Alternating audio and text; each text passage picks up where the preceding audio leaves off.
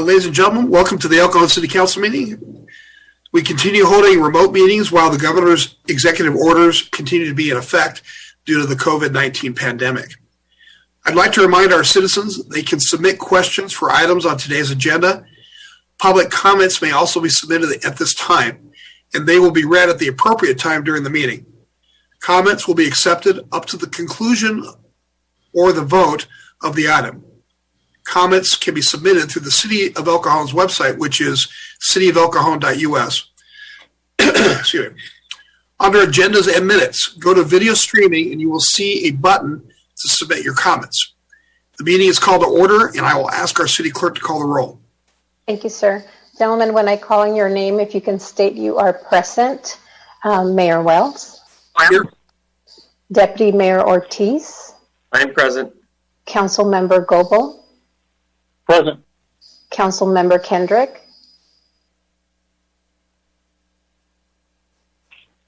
Council Member Kendrick, can you hear us?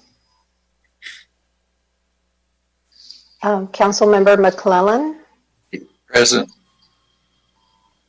And I'm not really sure if Council Member Kendrick is on the line. Well, we'll go ahead and continue the meeting while you try to work out the technical difficulties, okay? Thank you, sir. Isn't that him down here with his phone number? Right here. He's muted. Yeah, that's his phone number. That should be Mr. Kendrick. Yes, he needs to unmute himself. Yeah. Now we're going to go ahead and start with the Pledge of Allegiance, and that will be followed by a brief moment of silence. Ready? Begin. I pledge allegiance to the flag of the United States of America, to the republic for which it stands, one nation, under God, indivisible, with liberty and justice for all. Thank you. The city clerk posted orders of adjournment of the September 8th, 2020 meeting and the agenda of the September 22nd, 2020 meeting in accordance with state law, council, and housing authority policy. I would like to once again remind the public to submit their comments early to make sure they are received on time. We have one proclamation on today's agenda. I will read the proclamation and then invite Chief Swaney to say a couple of words. The 2020 Fire Prevention Week theme is Serve Up Fire Safety in the Kitchen. 2 of every 5 home fires start in the kitchen, with 31% of those fires resulting from unattended cooking. El Cajon residents should reduce the risk of kitchen fires by staying alert and using caution when cooking, keep a 3-foot kid-free zone around cooking areas, and keep anything that can catch fire away from the stovetop. We urge all residents to check their kitchen for fire hazards and to use safe cooking practices always. These efforts support the many public safety activities of the City of El Cajon's fire and emergency services. Now, therefore, I, Bill Wells, Mayor of the City of El Cajon, together with the City Council, hereby proclaim October 4th through 10th, 2020 to be Fire Prevention Week in the City of El Cajon. Chief Sweaty, are you here? Yes, I am. Thank you, Mayor Wells. Can you hear me? Yes. Thank you for that proclamation. This theme is a very timely theme, given the fact that most people are at home cooking a lot more and they're not going out to restaurants.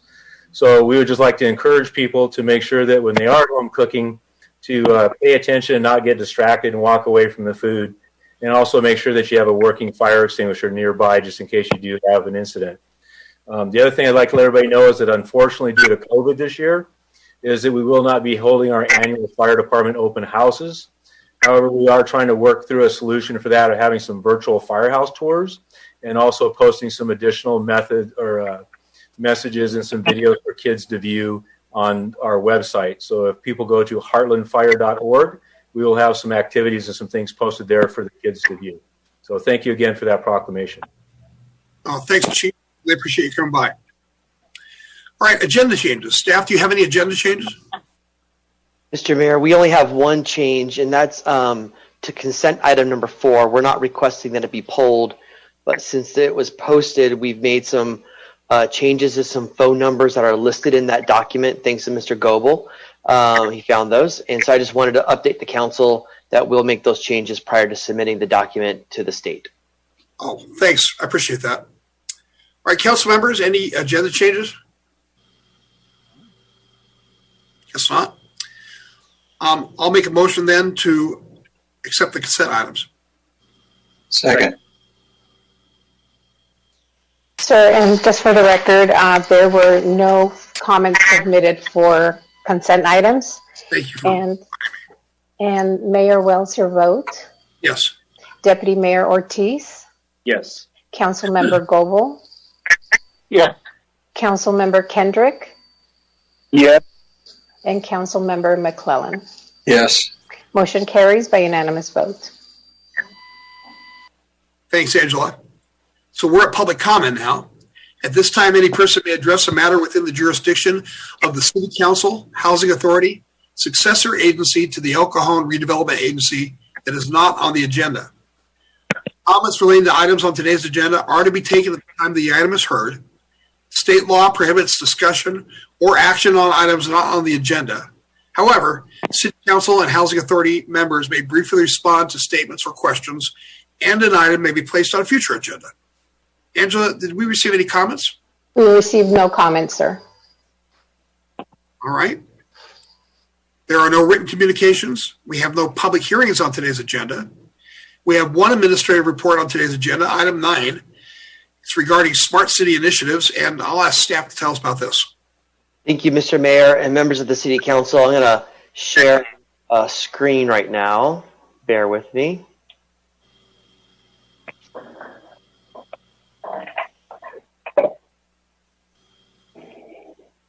Let me make sure I have the right one.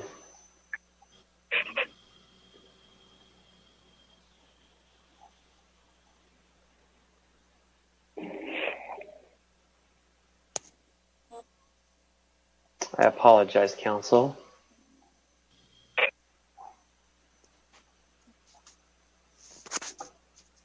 Okay, here we go. No.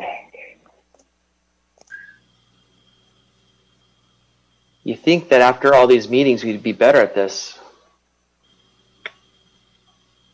There you go. Okay. Sorry about that. So there's several purposes for this agenda, Mr. Mayor, members of the City Council, and we're excited to present them because this is some exciting things that are occurring not only in our city, but just in cities in general. But first, we wanted to introduce the concept or the notion of smart cities. We wanted to showcase some of the things that we have been doing over the last few years that have been making the city of El Cajon a smarter city. And then kind of talk about some of the places that we can go to in the future and maybe end with we will end with the recommendation of how to get there and get smarter in time. I'm going to pass the torch off to Sarah Diaz, the city's director of IT. And she's going to introduce the concept of smart cities. She'll talk about what we've been doing, and she'll introduce us to 2 potential partners that we've been talking to that I think will help showcase what some of the possibilities are. And we're not looking for council to yay or nay these types of projects. It's not meant to be a sales pitch. This is really meant to expose the council to sort of the what ifs and where cities are going in terms of technology and innovation and helping us be smarter, more nimble, and more cost effective. So with that, I'm going to turn the time over to Sarah. All right, thank you. Graham, if you don't mind, if you could advance it one slide, please. All right, so everybody has heard this term smart city, but there's been a lot of different kind of understandings of what a smart city really is. And so the first thing we wanted to do was actually break down a real definition that we could work by. So the first thing when you look at the definition of a smart city is it's looking at city operations and it's using technology to improve outcomes. Cool. We've been doing that for some time, and so this sounds like something we want to do. We are a smart city and we want to get smarter. Now, there's another dynamic of smart city initiatives, which is the concept that if you're really maximizing technology, there's an opportunity for these partnerships. And they're really focused on getting us to our ultimate goal, which is those outcomes, what we need to be a better run city, whether it's in the form of internal operations or customer facing and how we connect. Next slide, please. And so that really gets to it. The result is we're improving our own operations, and at the same time, we're connecting with our citizens, businesses, and nonprofits with the idea that working towards this goal should be a partnership, and we should all have a vested interest in moving this forward.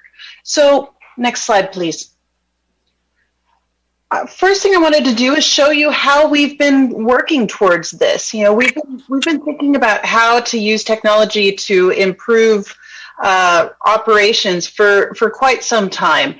Most recently, in the last couple of years, we've hit some key areas that smart city initiatives look at. We've been trying to maximize our fiber infrastructure, and what that means is you need a really big pipe to run a lot of technology, especially all around the city. And so what we've been doing is working with people that are putting in fiber for other reasons, and part of the negotiation is that we get some too. We're connecting that together. That's running our traffic signals. It's connecting our parks and other things like that. Shield Force is an example of cops being able to get dispatches all the way to their phones, being able to get information about the people they're talking to while they're in the field. We're using smart technology and mapping to figure out our pipelines and figure out how to minimize costs but maximize effectiveness of our sewer pipes. We rolled out in the last year electronic inspection tools. So now when an inspector goes to your work site, they're going through a checklist. You're seeing the results of that right then and there. And you've got that information right at the tips of your fingers. You can log in at any time to see it. For drones, both our public works and our police department have launched drone units and have been using those very successfully. Internally, consolidated video, we're trying to put all of the video that we collect at our various sites into a single place to help with automated dispatch over at the police department. And then EnterGov is our new system for plans and permits, which we've also launched both in the back office and for citizen facing. So let's go to our next slide, please. Now, the other side of Smart City Initiatives is connecting both with businesses, public, and so forth. On that front, we launched our public records portal over at the police department. Now, if you call in, Tech makes sure that you know the status of your call for service and your case file. It's sending you little automated texts as you go. We launched the Project Assistance Center Online, or what we like to call PACO, where you can schedule inspections, pay your bills for your permit fees and so forth, and submit applications. In May, we launched the El Cajon app, which we're pretty proud of, which ties a lot of these online features together and also focuses on key things that we want to emphasize. For example, COVID-19 and some of the unique ways that we've been responding to it. Our GIS folks have been crazy busy putting together beautiful map galleries and apps so that you can figure out our very complicated boundaries of our city, figure out if you're in the city of El Cajon or in the unincorporated areas. They're also using those map galleries to help you figure out what your sewer bill is going to be, when your street's getting paved, and so forth. We're watching meetings over streams, both through our partner Swagit as well as Facebook Live. That's another way we're trying to connect with people. And over the last 4 months, I've never seen more public input come into a meeting. So it's been a phenomenal way to get that input in a way that people feel comfortable and safe. And then also in May, we launched our El Cajon Business Directory so that as people are navigating through our various tiers of what's open and what's closed, you can go into the business directory and see local businesses, and we hope you support them. All right, at this point, I would like to introduce a couple of different groups that have approached the city about ideas to take what we're doing and take it to an even bigger, bigger initiative. The first one is going to be Sanjeet from Qualcomm. Sanjeet, are you on the line? Yes. Good afternoon. All right. Graham, why don't you go to next slide, and Sanjeet, we'll hand it over to you. Sounds good. Good afternoon, everybody, and Mayor, council members. It's an honor and pleasure to speak with all of you today. My name is Sanjeet Pandit, and I head up the Smart Cities practice at Qualcomm globally. We look after all the cities and the needs and the engagements globally, and we would like to see how we could partner with somebody right in our home here with El Cajon. Next slide, please. Smart cities and smart connected spaces has been the central focus of Qualcomm across all the technologies that we develop. We develop a lot of technologies out here. We are the inventors of multiple standards and a lot of patents. But unless these patents and technologies solve a particular problem or are used for consumers or end customers, this technology really doesn't carry a lot of weight.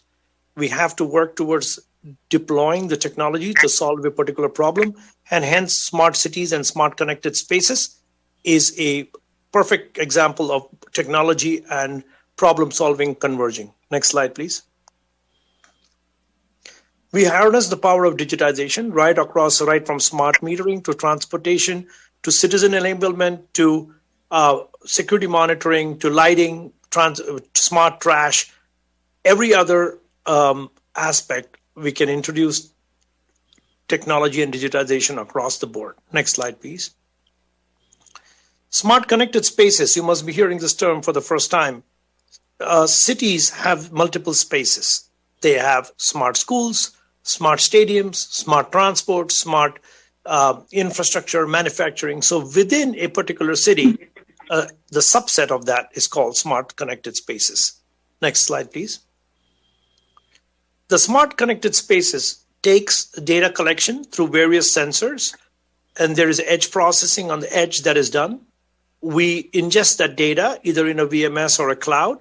That data is then rendered in a right way using AI applications, and then hence solving a problem on smart connected spaces. Next one. Our partnership is between the partners of Qualcomm, OneScreen and BKV, who are a licensee of Qualcomm, and we would like to offer and call El Cajon the smart city of the future and calling it a 5G smart city. That is what we are trying to do. We want to do a global PR, globally all over the world, to put city of El Cajon on the map as the 5G smart city and make a fantastic use case off of this. Next slide, please. There are key requirements for safe and smart cities. Road safety, crimes, terrorism, quality municipal services. These are just the basic infrastructures needed to call El Cajon a 5G smart city of the future. Next slide, please. We will be using multiple smart city offerings to not only enhance what we would like to develop, but right from machine learning, intelligent traffic management, AI, and a whole bunch of other stuff which is allowed in your domain. We will not put in or not turn on anything that the city and the council is not comfortable with. Next slide, please. We have already given a proposal that we will put cameras for enhancement of the Wells Park. We will be able to put cameras which are AI, artificial intelligence at the edge, and non-AI connecting to a VMS. We'll have all that going to the city hall. The next picture will show you a much better idea. Next slide, please. This is the picture that we're showing from the Wells Park. We'll have some smart cameras, non-AI cameras going to a switch, connecting via fiber back or Ethernet back to the city hall. And in the city hall, we'll have other VA and VMSs, which will combine everything for multiple verticals and use cases. Next slide, please. Our objective is to make sure that we have a VMS server, VA server, and eventually all the customers in this case would be the police, the city management, the council members, anybody who would like to leverage video feeds or anything of that sort that we can use to enhance the city productivity. We can use LiDARs, and we can also use any kind of security monitoring without facial recognition. I repeat, without facial recognition, making sure that everybody feels safe, protected, but there is no privacy issues. Next one, please. We wanted to give you a complete video management system, the world's first AI-powered video management system. Very few cities in the world have this. It has fantastic scalability, unlimited cameras. It has a mobile and web client that we can give you. We'll give you a complete integrated UI that you can monitor either if the police or the fire department is at home. You can monitor on your phones. That's the whole objective. We'll give you the latest and the greatest that Qualcomm makes right here in the backyard. Next one, please. Obviously, at the end of the day, we would like to put in a complete command and control center with infrastructure subsystem integration, so that everything that you have already invested in becomes an integral part of the offering, and you don't have to get rid of anything in the city, offering public city Wi-Fi, and also making sure LMI, low to middle income groups, are being addressed. At the same time, security and safety of the citizens is being monitored without any privacy issues. Next slide, please. I would like to conclude with a proposal that we are heavily discounting the entire offering. Mr. Graham Mitchell has all the pricing. We have worked extensively with Ms. Sarah Dias to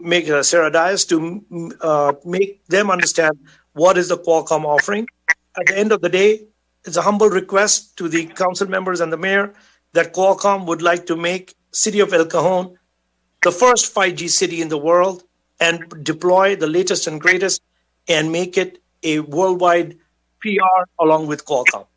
I will stop here, and I'm open for any questions. Thank you for the opportunity for Qualcomm to potentially, hopefully, partner with City of El Cajon. Thank you, Sanjeet.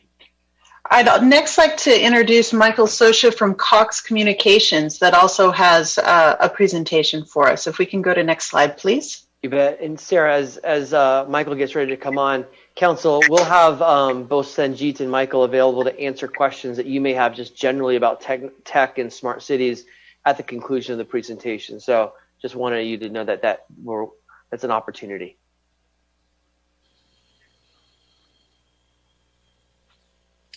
Thank you, Mr. Mitchell. I appreciate the opportunity to come and speak to you guys today.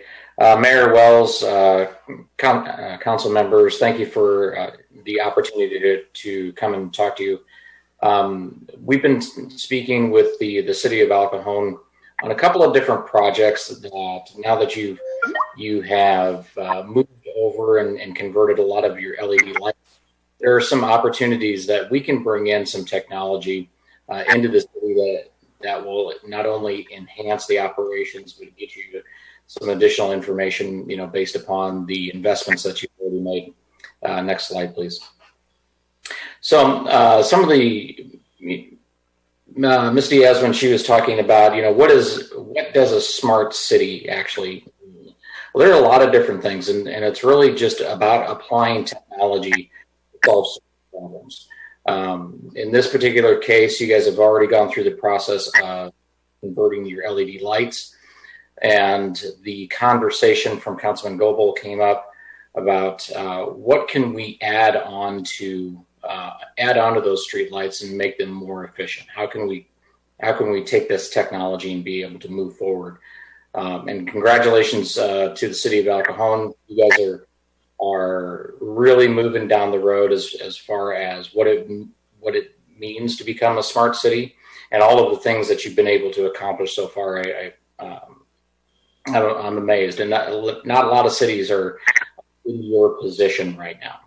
So some of the things that we can bring to the forefront is, because you've already converted to LED lights, we can add an element on there that will give you not only location-based services to that, but it will also pinpoint each light location, give you the ability to control those lights, set dimming set different efficiency settings, be able to pinpoint those lights on a GIS map that will give you whether or not that light is on, it's off, it's dimming. You can set time of day requirement. If Al Cajon is a dark skies initiative, this is a great way for you guys to take that light and be able to control and maintain it and really understand the efficiencies that you were trying to gain by moving to LED lights and be able to have a record of that over a course of a period of time through a platform.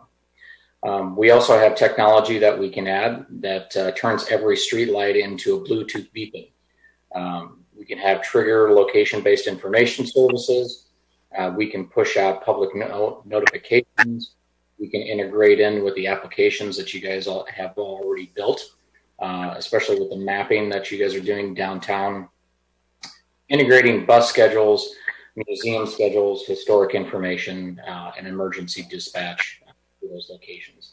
Next slide, please. In addition, we can also add technology that would give you information on pedestrian traffic in that area. So there are a number of events that go on in the downtown area.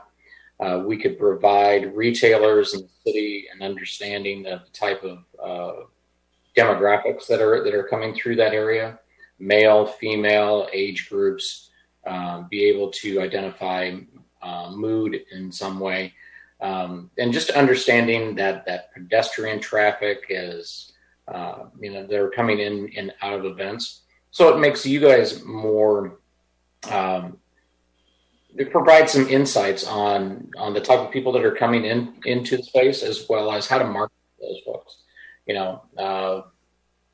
With that demographic information, you can really tailor it down to the type of people that you want to attract to the city. A lot of great technology is already built into these heads. We actually use the Qualcomm circuitry as well. I actually know Sanjeet. We're working on a project, and that's something that we can also discuss later on. But this type of technology is available, and it's ready for you as a plug and play feature to your LED lights that you already have today. Next slide, please. A couple of the other things that we can also add in, we add cameras to the system. We can also do vehicle and in addition to pedestrian analytics. So license plate recognition, vehicle detection, tracking and counting through the streets, vehicle make, model, color recognition, as well as LPR. And then pedestrian analytics, I kind of talked about that a little bit before.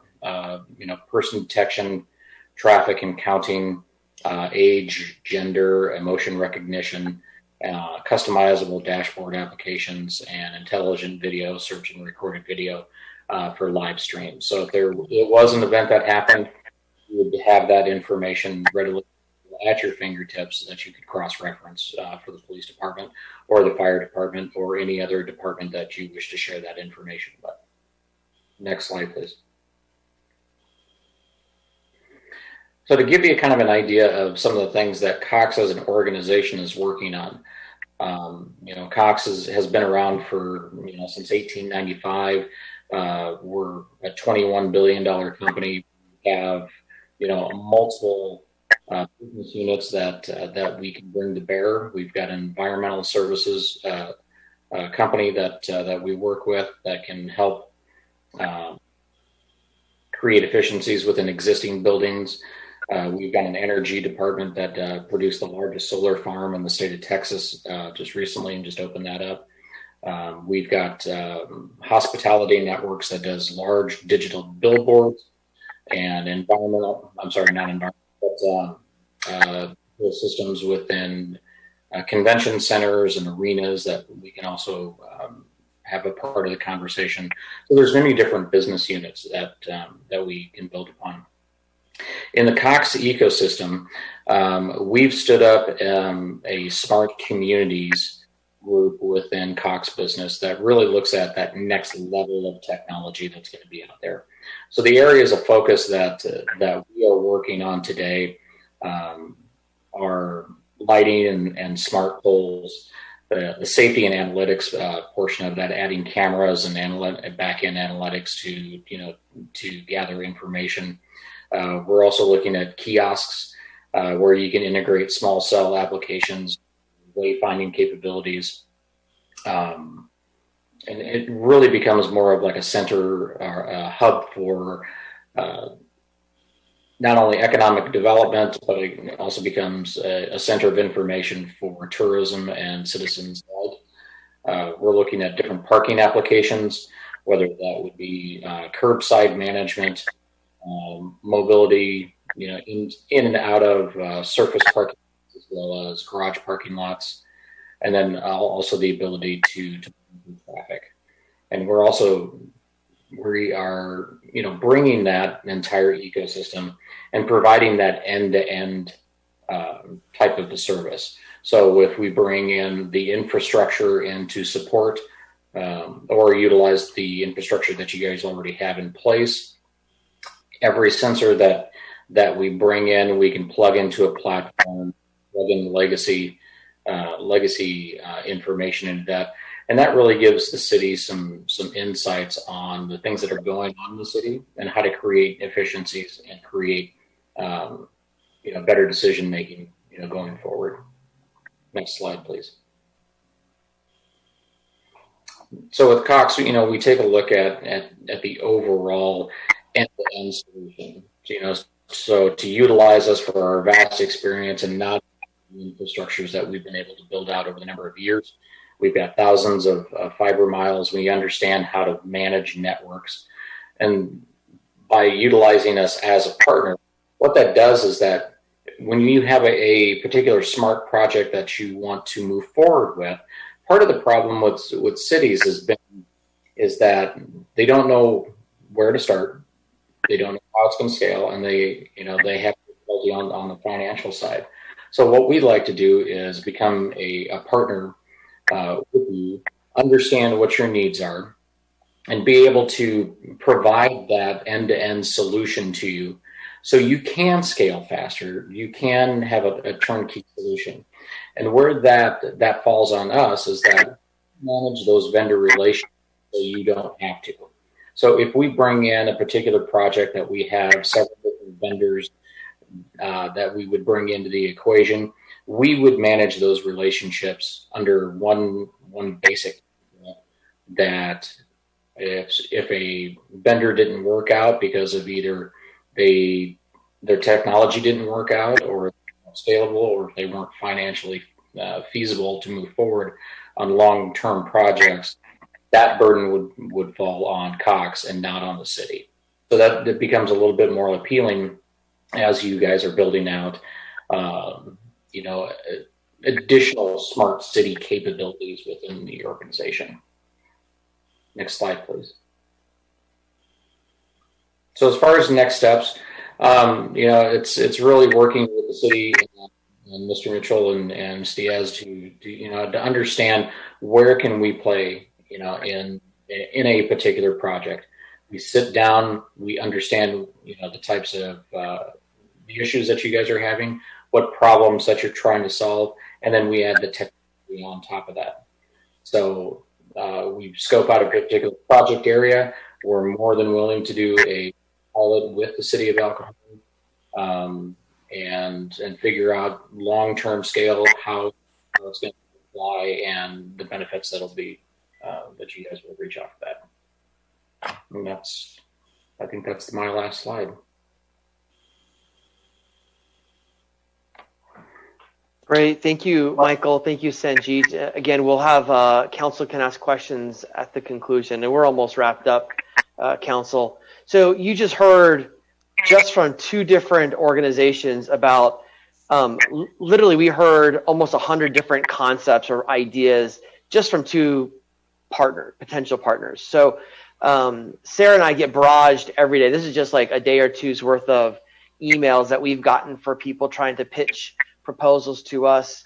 And some of them, as I read through them, they sound, wow, that's amazing. Now, granted, we can't afford the majority of them, but there's some really cool things that are out there. And so I think it's important that we recognize that there is going to be this emerging technology, and the cities that can think smartest about it will be the ones that take advantage of it. So one of the things that we've been thinking about, at least Ms. Diaz and I recently, along with the entire executive team, is how to best use technology, not just for technology's sake, but will have the biggest impact and have the best return on investment. One of the things that Ms. Diaz does prior to the budget every year, she holds a big meeting where all the departments come together and they pitch technology ideas. So we're already starting to vet some of this, but we don't really have a process in place to manage these ideas and manage the next steps that we may want to take. We've been looking at some other cities in the county. Chula Vista and the city of Carlsbad, for example, both have smart city strategic plans. And in my staff report that we prepared includes sort of an outline of some of the things that the Chula Vista smart cities plan has. And that's just to give you an idea of some of the things that are out there. For us, we think there is some value in creating this roadmap so we can, one, identify what is it we're trying to accomplish, and then how do we evaluate which technology best accomplishes that. And then we really have to think about the money component. Right now, we don't have a budget for all of these projects. So whatever we do, there has to be a return on investment, or there has to be some savings generated from the incorporation of this technology. Again, it can't be technology for technology's sake. It has to be technology that will enhance services or reduce costs. I'll just give you an example of that, because people may be wondering, well, how on earth can putting technology in the city reduce costs? But let's say we have 100 trash cans around the city, and let's say it costs $20 per week to pick up those trash cans. If we had a sensor in those trash cans that told us when they're full, we wouldn't be sending somebody out to empty a quarter full trash can. We would wait until it was full. And so potentially our $20 per week becomes $17.50 a week. And so you add up those 100 trash cans, that results in some savings over a year. So what we don't have is we don't have a methodology right now in place to think that through, or to think about how that would work. And then once we identify those savings, how to budget for those costs, both the implementation costs, but also the long-term management costs, because there will be associated management costs of any kind of program we institute, whether it be licensing agreements or staff to augment. We heard Cox talk about the idea of creating sort of these push notifications on all of our streetlights. Really cool idea, but someone has to have the message to push out, right? So we have to think through some of those types of things. And then eventually, again, back to measuring the value. Once something is in place, it's important that we continue to look at the metrics that we created and to ensure that there continues to be value there. So staff's recommending at this time that the council direct city staff to initiate the preparation of a smart city strategic plan. And there's consulting firms that would be willing to write these plans. We think that we have the ability within our own staff, because we have staff in every department thinking about these types of things right now. We would bring a team of staff together. We would engage with the community, because I think it's important that we understand what kind of outcomes our community is interested in.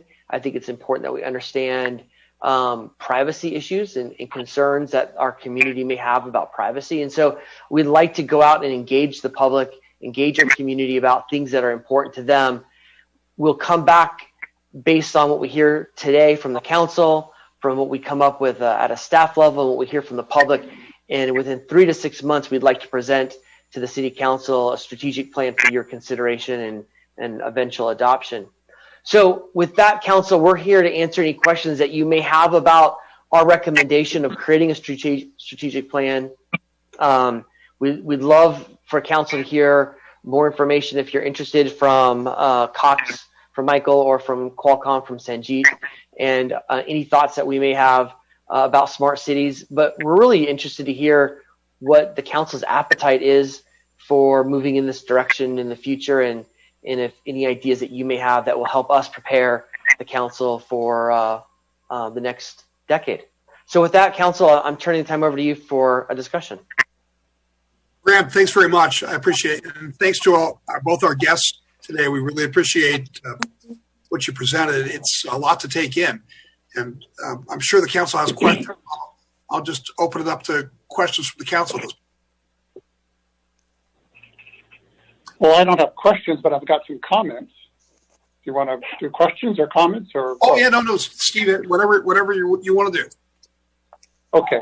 I've been speaking with Cox for about 3 meetings now on this topic. I think one of the thoughts is we're not really rich right now. We're making budget cuts in this area of COVID and dropping sales tax, so we have to kind of remember where we're at right now. I think on a high level, any kind of smart city plan would add value in the area of public safety or business development. And that's a very limited kind of phase 1 view for me. As you say, Graham, we could do a lot. You could hire a whole department to manage your smart cities. But an example with the safety, because I'm most familiar with the Cox presentation, no offense to the Qualcomm folks, just I'm more familiar with Cox. But let me plant some seeds of ideas in this area. The Bluetooth beacon, those Bluetooths have a range of around 100 feet or so, but every single street light in the city can be one. So if there's an incident in the city that the police want to push out a notification that you should avoid this area because of this incident, they can push that out to people's cell phones. And that's a great use for public safety. In the area of business development, imagine being at the Magnolia for a concert, and you come out of a concert, and some merchants have purchased time on this network, and they say, hey, we see the concert's just out, come on over to our restaurant for this special. And that might even be an income stream. I don't know if that's legally possible or not, but to offset some of the costs. Imagine being at a concert in downtown El Cajon on a Friday night, and the Smart Cities pushes out to your cell phone the lyrics of the song or a music video or the band profile. Imagine being at a citywide event like Main Street, and they get a notification what available parking lots there are, because we know through smart use what's being used. Imagine the recreation department. This is a big one. Being able to push out any kind of publicity for citywide events. You know, my wife often says, if I didn't know you, I wouldn't really know what's going on in the city. And she's very typical of a lot of people in the city. They just don't know how to find out what's going on in the city. So I'm back to business development and public safety are 2 key areas for something like this. And Councilman Gopal, this is Mike Socha. If I can add to that, if we can take this information that we're gathering from traffic analytics, you can push out notifications, with the traffic department.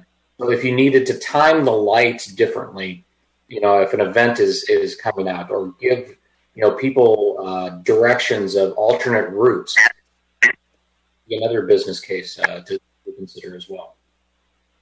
Hi, sorry to interrupt. This is Sanjeet from Qualcomm.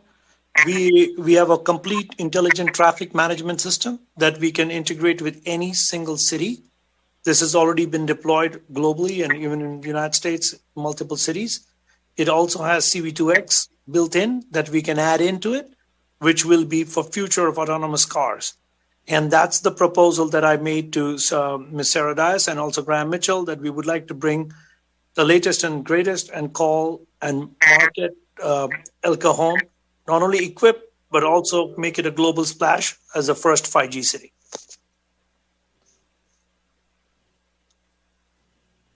Yeah, I have a couple comments and questions. Bill, is that okay? Oh, yeah, absolutely.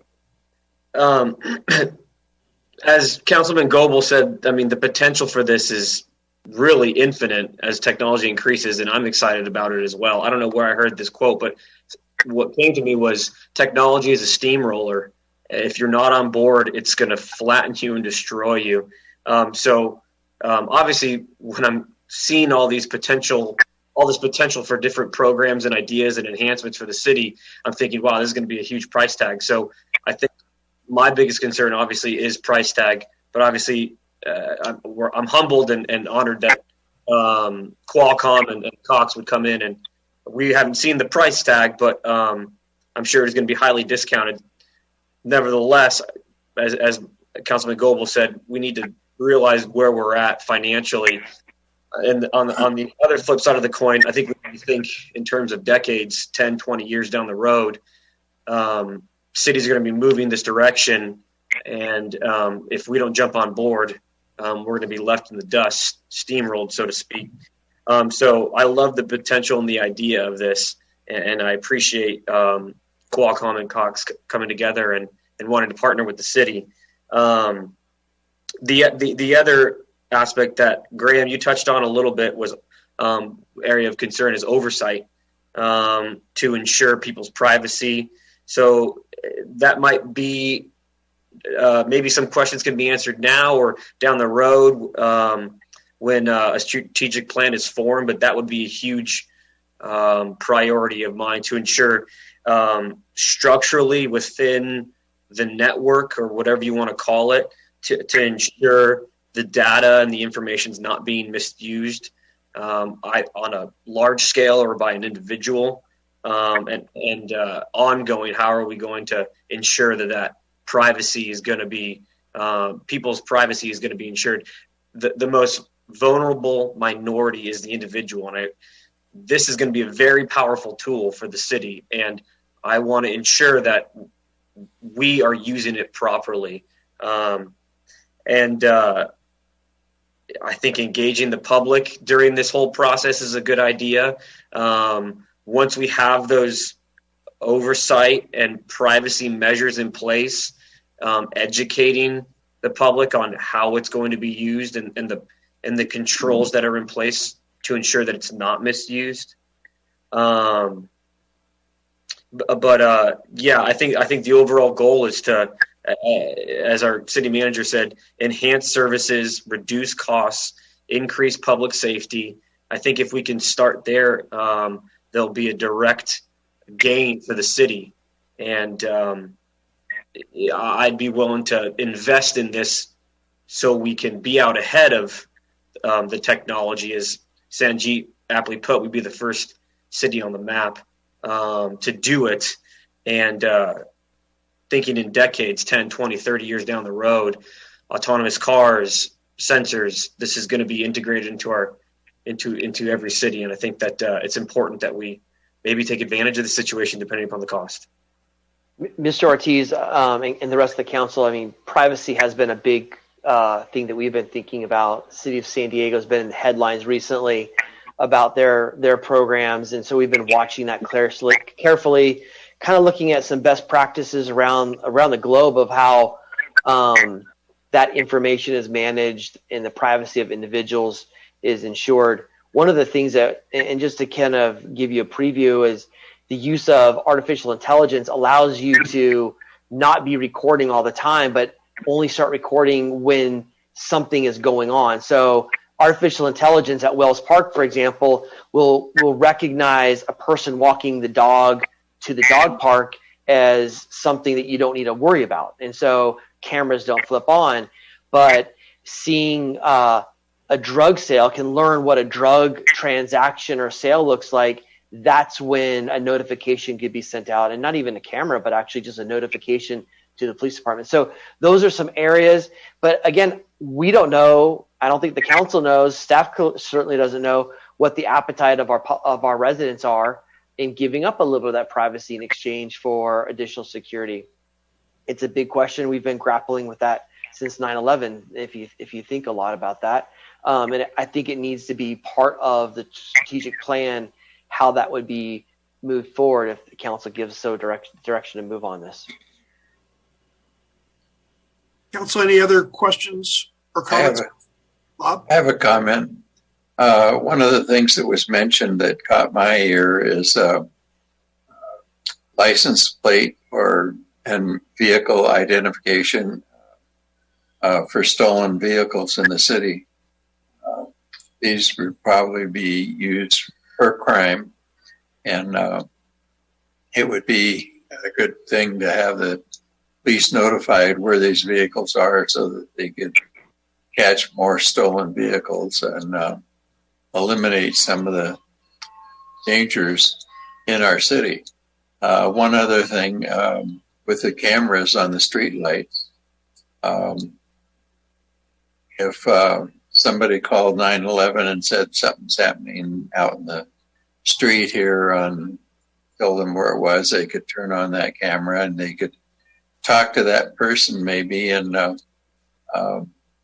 they were zoned in on you with the red hat on your head, and we're coming to make an arrest, and then the next street light could just follow that same person down till they could be arrested. But that would be a good thing for public safety, both of those ideas. I was very intrigued by that. Yeah, to Bob's point on that one, that's actually a good idea. You're not really recording all the time. You're just turning it on upon some kind of an event. And that certainly would provide safety to our officers as they are getting ready to go into a location to have some sense of visibility before they arrive of what they're getting into. Right. I think Steve makes a really good point on that. If police know what to expect when they're headed to the scene, that could save lives in many different ways. And we spend about 70% of our budget on public safety between police, fire, and paramedics. And I think this could make us much more efficient in that area and make our citizens a lot safer. And they're feeling a lot better about their safety. Graham, a quick question. If they know that they can shop in El Cajon and they're really safe, maybe more safe than other locations, I think we're going to get more business in El Cajon. Exactly. Phil, you had a statement? Yeah, I mean, I think it goes without saying, but I think it's smart to highlight that obviously our law enforcement chief, Moulton, is going to be involved in this process with regard to, the cameras and what would serve our police officers best. Am I correct in assuming that? Yeah, that's correct. In fact, I had this idea of being able to track where a speed, like if there's an excessive speeding, if in a 25-mile-an-hour zone, if someone's going 50, a camera would click on. And our chief pointed out that that's not evidence. You can't use that as evidence. So having him involved will be really important. If the council gives direction to work on the strategic plan, we're going to have this multi-departmental committee, and there will clearly be law enforcement represented on that committee.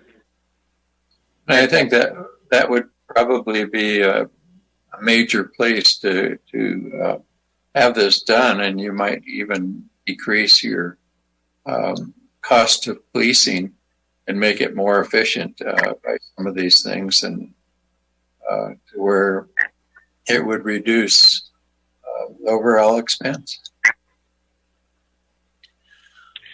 Morgan, is there any prohibition against us taking, selling time or space to any business in El Cajon for this service? Well, we'd have to look into it, but we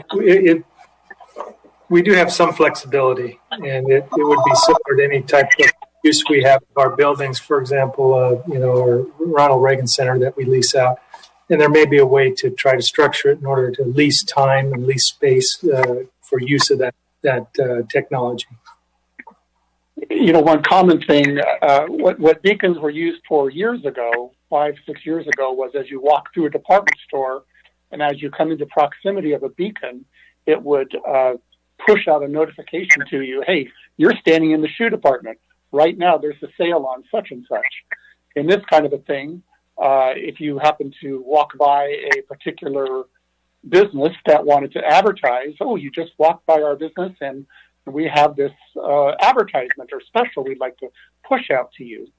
And certainly they would be willing to have the option to buy time for people who pass by their business to push that way.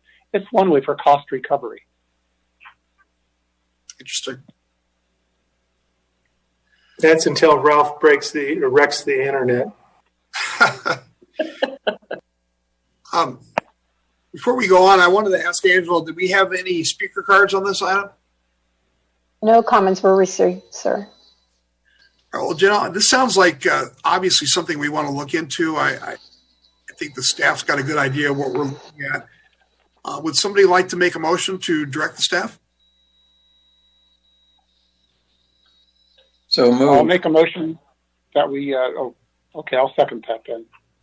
Did you want to add something to that, Steve? I don't want to cut you off. No. All right, so we've got a motion and a second then. Mayor Wells, your vote. Yes.